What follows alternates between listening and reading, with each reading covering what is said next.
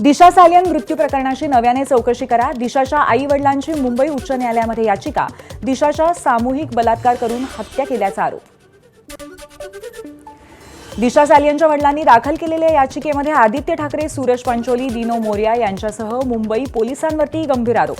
तर मुंबई पोलीस आणि माजी महापौर किशोरी पेडणेकरांनी दिशाभूल करत आपल्यावरती दबाव टाकला. दिशाच्या वडिलांचा आरोप.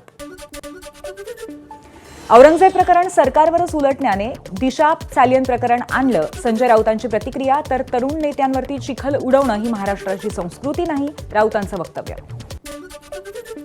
कोणीही दिशा सालियन प्रकरण राजकीय तसंच औरंगजेब प्रकरणाशी जोडू नये. मंत्री उदय सामंतांचं संजय राऊतांना प्रत्युत्तर. महापालिका निवडणुका आल्या म्हणून वडिलांनी याचिका दाखल केली असंही नाही, सामंतांकडनं स्पष्ट. दिशा सालियन प्रकरणामध्ये आदित्य ठाकरेंचा संबंध नसल्याची रोहित पवारांची प्रतिक्रिया. महापालिका निवडणूक तोंडावर असल्यामुळे भाजपकडनं आरोप केले जात असल्याचा रोहित पवारांचा हल्लाबोल. दिशा सालियनची हत्या झाल्याचं मी पहिल्या दिवसापासूनच सांगत होतो. मंत्री नितेश राणेंची प्रतिक्रिया. दिशा सालियनच्या आईवडिलांनी अखेर सत्य सांगितलं. राणेंची माहिती. दिशा सालियन प्रकरणामध्ये नितेश राणे किंवा कोणाकडेही पुरावे असतील तर त्यांनी ते तपास यंत्रणांना दिले पाहिजेत. सुधीर मुनगंटीवारांची प्रतिक्रिया. दिशाच्या वडिलांनी तक्रार केल्याने चौकशी झालीच पाहिजे, मुनगंटीवार यांचं वक्तव्य. औरंगजेब प्रकरण काढून जनतेच्या प्रश्नांचा विसर पडावा यासाठी वेगवेगळे विषय उपस्थित केले जात आहेत. अनिल देशमुखांची नागपूर राड्यावर प्रतिक्रिया.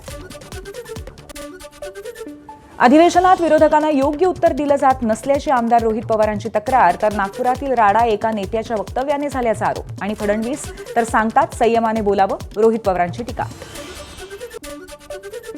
छत्रपती संभाजीनगरच्या खुलताबादमधील औरंगजेबाच्या कबरीच्या पाठीमागील बाजूस लोखंडी पत्रे लावण्यात आले. राज्यभर वाद निर्माण झाल्यामुळे कबरीची सुरक्षा वाढवली. हिंसाचार पसरवणाऱ्या 34 सोशल मीडिया अकाउंटची ओळख पटली. या 34 सोशल मीडिया खातेधारकांवरती 4 वेगवेगळे गुन्हे दाखल. काही विदेशातील खात्यांचाही सायबर पोलिसांकडून तपास. नागपुरात झालेल्या हिंसेशी मायनॉरिटीज डेमोक्रॅटिक पक्षाचा तसंच पक्षाच्या कुठल्याही पदाधिकाऱ्यांचा संबंध नाही, पार्टीचे कार्यकारी अध्यक्ष हमीद इंजिनियर यांचा दावा. संभाजी महाराजांच्या हत्येला औरंगजेबाला थेट जबाबदार मानण्यास एमडीपीचे कार्यकारी अध्यक्ष हमीद इंजिनियर यांचा नकार. याउलट औरंगजेब भारतात अनेक चांगल्या कामांचा जनक होता, अखंड भारताचा निर्माता होता. इंजिनियर यांचा अजब जावई शोध. नागपुरात हिंसाचारानंतर चौथ्या दिवशीही परिसरात संचारबंदी कायम. आज परिस्थितीचा आढावा घेऊन संचारबंदी उठवण्याची शक्यता. मोठ्या प्रमाणात कामकाज बाकी राहिल्यामुळे 26 मार्चपर्यंत अधिवेशन सुरू राहण्याची शक्यता. आजच्या मंत्रिमंडळाच्या बैठकीत यावर निर्णय होण्याची शक्यता. विधान परिषद निवडणुका बिनविरोध होणार. आज अर्ज मागे घेण्याचा शेवटचा दिवस. आज अधिकृतपणे 5ही उमेदवार बिनविरोध परिषदेवर जाण्याची घोषणा होण्याची शक्यता.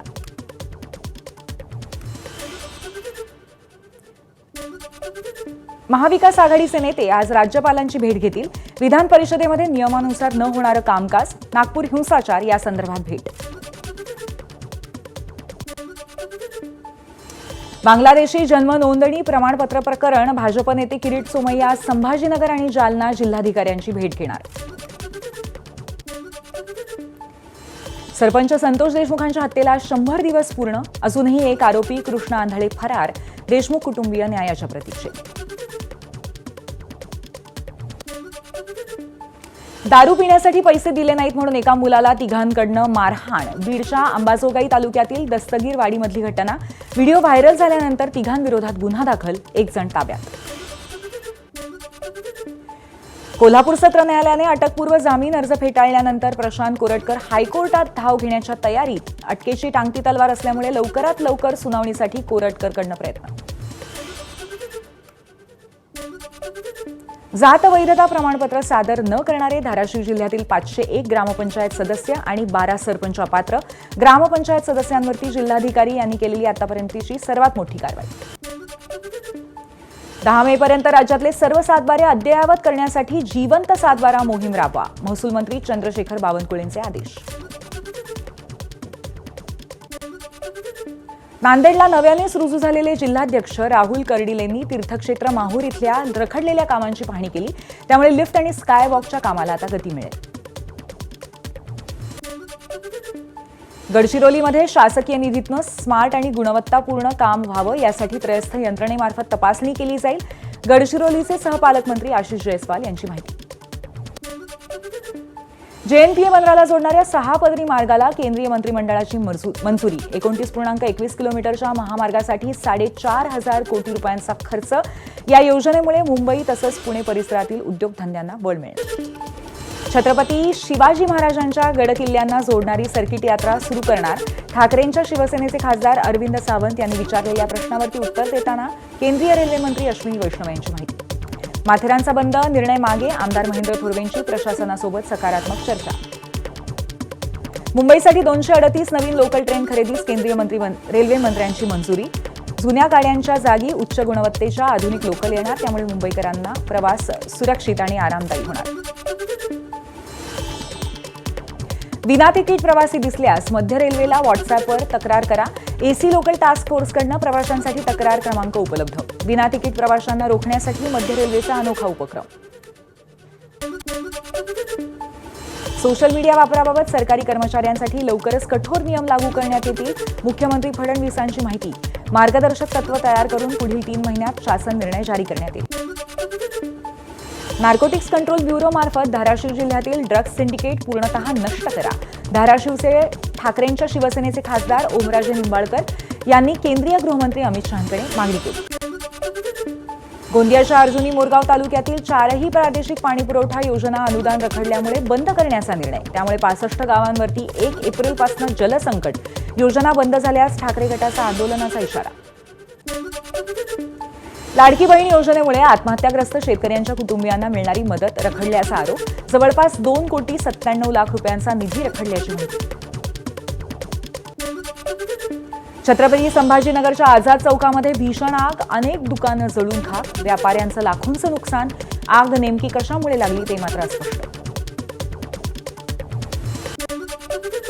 नंदुरबार जिल्ह्यात सातपुडा पर्वतरांगेतील जंगलांना भीषण आग. मागच्या 3 दिवसांपासून आग धुमसत असल्याची माहिती. आगीमुळे अनेक प्राण्यांचा होरपळून मृत्यू. झाडापासून कोळसा मिळावा यासाठी जाणून बुजून आग लावल्याचीही माहिती. दुहेरी हत्याकांडाने नाशिक हादरलं. टोळक्याकडनं 2 सख्ख्या भावांची हत्या. हत्येप्रकरणी 5 जण पोलिसांच्या ताब्यात. पूर्व वैमनस्यातनं हत्या झाल्याचा पोलिसांचा अंदाज. मुंबईतल्या सांताक्रूज बस डेपोमध्ये बसची पादचाऱ्याला धडक. पादचारी अपघातात जखमी. धाराशिवमधल्या येडशीत नोकरी नसल्यामुळे अभियंता चोर बनला. इंडस कंपनीच्या टॉवरवरनं साहित्य चोरी करून विकायचा. तक्रारीनंतर आरोपी राजेश आचार्याला अटक. 2,35,000 किमतीचा मुद्देमाल जप्त. नांदेडच्या नायगावातील धुप्पा शिवारात विजेच्या तारा शेतात लोंबकळतात. त्यामुळे शेतकऱ्यांना जीव मुठीत धरून कामं करावी लागतात. महावितरणकडे तक्रार करूनही दुर्लक्ष होतोय असा शेतकऱ्यांचा आरोप. मिरजेमध्ये रंगपंचमी साजरी करून शेततळ्यात पोहायला गेलेल्या 22 वर्षीय तरुणाचा बुडून मृत्यू. पाण्याचा अंदाज न आल्यामुळे मृत्यू. तरुण दंतवैद्यक महाविद्यालयाचा विद्यार्थी. भंडाऱ्याच्या साकोलीमध्ये 13 वर्षीय अल्पवयीन मुलीवरती अत्याचार. घरी कुणीही नसल्याचा फायदा घेत 19 वर्षीय तरुणाकडनं अत्याचार. आरोपीला अटक. राज्यात मुबलक कांदा आहे, त्यामुळे कांद्यावरील 20% निर्यात शुल्क रद्द करावं. कांदा उत्पादक शेतकरी संघटनांची मागणी. खातर जमा करण्यासाठी मुख्यमंत्र्यांनी कांदा उत्पादक जिल्ह्याचा हेलिकॉप्टरने दौरा करावा असंही आवाहन. चिमण्यांच्या संवर्धनासाठी नंदुरबार जिल्ह्यामध्ये ऑनलाईन चिमणी गणना अभियान. 20 मार्च जागतिक चिमणी दिनाचं औचित्य साधत राबवलं जातंय अभियान.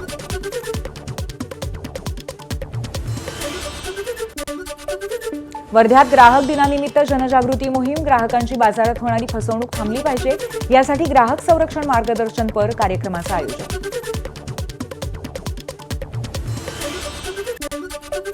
गडचिरोली ग्रामीण संघाला गडचिरोली डिस्ट्रिक्ट प्रीमियर लीगचं विजेतेपद. गडचिरोली पोलीस आणि गडचिरोली ग्रामीण संघामध्ये रंगला अंतिम सामना. मागच्या 1 वर्षापासून शंभू आणि खनोरी बॉर्डरवरती सुरू असलेलं शेतकऱ्यांचं आंदोलन पोलिसांनी जबरदस्तीने संपवलं.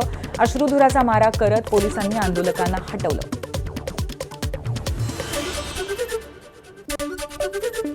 मुलांनी काळजी न घेतल्यास पालक मुलांच्या किंवा जवळच्या नातेवाईकांच्या नावे केलेली गिफ्ट किंवा सेटलमेंट डीड्स रद्द करू शकतात. एका प्रकरणामध्ये मद्रास उच्च न्यायालयाचा निर्वाळा. सरकारकडनं 3 वर्षामध्ये 1298 ऑनलाईन बेटिंग वेबसाईट्सवरती बंदी. माहिती तंत्रज्ञान मंत्री अश्विनी वैष्णव यांनी लोकसभेत माहिती दिली. लहान मुलांना ऑनलाईन गेमिंगच्या व्यसनापासून वाचवण्याचा सरकारचा प्रयत्न. गडचिरोलीच्या MIDC मैदानावरती रंगला सोनू निगमच्या गाण्याचा कार्यक्रम. सहपालकमंत्री आशिष जयस्वाल आणि माजी मंत्री धर्मराव बाबा आत्राम यांच्यासह हजारो गडचिरोलीकरांनी हजेरी लावली. प्रशांत दामले फॅन फाउंडेशन प्रकाशित आणि गौरी थिएटर्स निर्मित कुटुंब कीर्तन हे नाटक उद्या रंगभूमीवर. संकर्षण कराडे, वंदना गुप्ते, तन्वी मुंडले आणि अमोल कुलकर्णी या कलाकारांच्या नाटकात भूमिका. ABP माझा, उघडा डोळे बघा नीट.